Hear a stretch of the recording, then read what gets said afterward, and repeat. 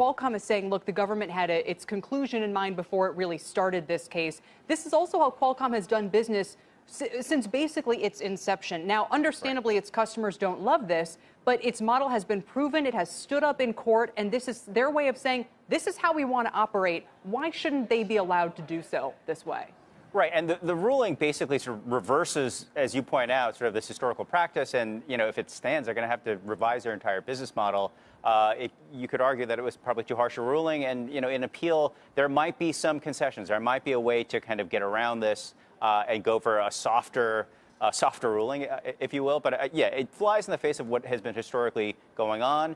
At the same time, these handset makers, they've been crying about these fees for years and years and years, and they keep going up. So there need to be settlements all around, whether it's in the mode of what the Apple deal was or some version of that. That seems to be a potential outcome here. John, and Kelly, this isn't how Qualcomm has always done business. This is pretty much an issue of the smartphone revolution. Qualcomm went from being a broad technology provider to making chips.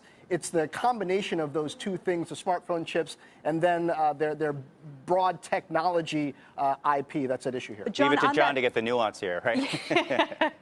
But that nuance is important because on that point, in a way, Qualcomm is a victim of its own success. If the government is saying your patents are essential to this industry, well, Qualcomm has made it that way. I mean, Intel basically folded and said, we can't really come up with a cost-competitive 5G chip for Apple phones, and that was partly part of Apple's calculus in settling with Qualcomm, right? I mean, are they being held to, I'll just re-say, are they a victim of their own success?